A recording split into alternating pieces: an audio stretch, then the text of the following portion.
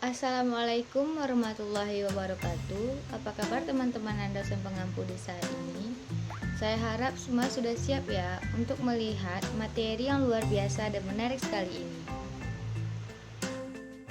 Materi ini akan disampaikan oleh 3 pembicara. Yang pertama, syarat pencapaian maksimum, efek penggantian dan efek pendapatan yang akan dibacakan oleh Dinda Sabrina Joshi.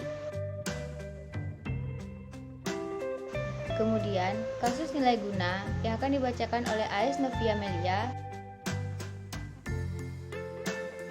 Dan juga, kurva kepuasan sama yang akan dibacakan oleh Mutia Anggraini. Untuk penyampaian materi pertama yang akan dibacakan oleh Dinda Sabrina Joshi. Pertama, yaitu syarat pencapaian maksimum, efek penggantian dan efek pendapatan. Syarat untuk mencapai kepuasan maksimum dengan diketahui cita rasa konsumen dan berbagai gabungan barang yang dibeli konsumen dapatlah ditunjukkan keadaan di mana konsumen akan mencapai kepuasan maksimum. Yang pertama, garis pendapatan konsumsi. Perubahan pendapatan dapat memindahkan garis anggaran pengeluaran sejajar dengan asal. Pertambahan pendapatan akan memindahkan garis itu ke atas dan pengurangan pendapatan akan memindahkan garis itu ke bawah. Pada setiap garis anggaran pengeluaran akan terdapat pada satu kurva kepuasan sama yang menyinggung garis tersebut. Titik persinggungan tersebut adalah keseimbangan pemaksimuman kepuasan yang baru. Yang kedua, efek penggantian dan efek pendapatan. Hukum permintaan menyatakan ceteris paribus, yaitu kalau harga naik permintaan berkurang atau sebaliknya. Hal ini dapat diterangkan dengan menganalisis 2 faktor, yaitu efek pengganti dan efek pendapatan.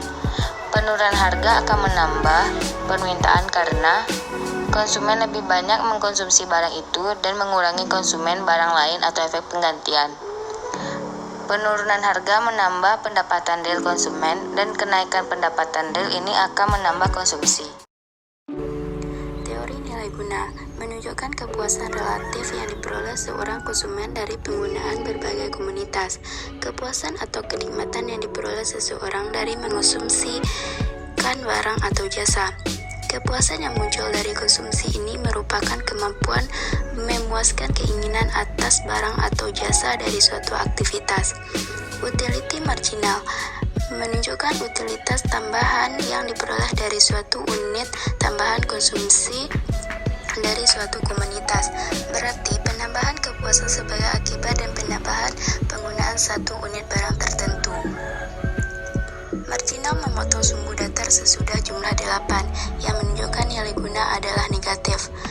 Kurva nilai guna total bermula dari titik 0 yang menunjukkan tidak ada konsumsi barang X. Selanjutnya akan naik seiring dengan bertambahnya jumlah konsumsi dan pada akhirnya akan turun apabila konsumsi berlebih. Kurva nilai guna marginal, yaitu marginal utility Y per harga barang Z X sama dengan marginal utility Y per harga barang Y sama dengan marginal utility Z per harga barang Z. Kurva kepuasan sama adalah suatu kurva yang menggambarkan gabungan kombinasi produk yang akan memberikan kegunaan yang sama besarnya. Analisis kurva kepuasan sama meliputi penggambaran 2 macam kurva, yaitu kurva kepuasan sama dan garis anggaran pengeluaran. Konveksitas yaitu bentuk kurva indifferensi cembung dari titik original dari sumbu absis dan ordinat. Kurva kepuasan sama untuk menggambarkan kurva kepuasan sama perlu dimisalkan bahwa seorang konsumen hanya akan membeli dan mengkonsumsi 2 macam barang saja, misalnya makanan dan pakaian. Pemisalan lain adalah cita rasa masyarakat tidak berubah dan konsumsi bebas untuk menentukan kombinasi barang, makanan, dan pakaian yang diinginkannya.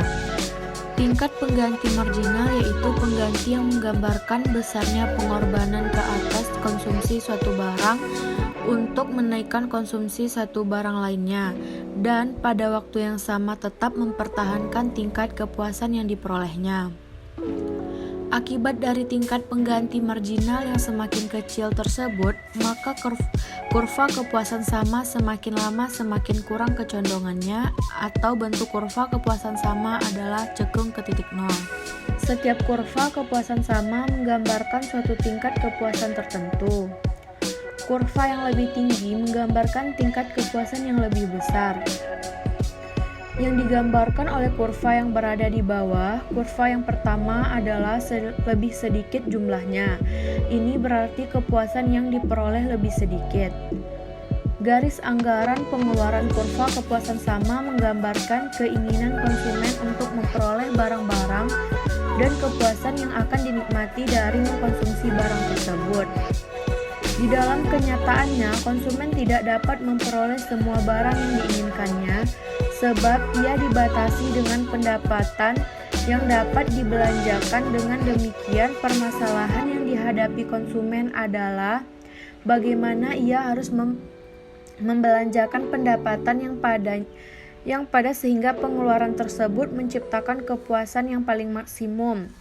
Analisis yang dibuat perlu pula menggambarkan garis anggaran pengeluaran yang menunjukkan berbagai gabungan barang-barang yang dapat dibeli oleh sejumlah pendapatan tertentu.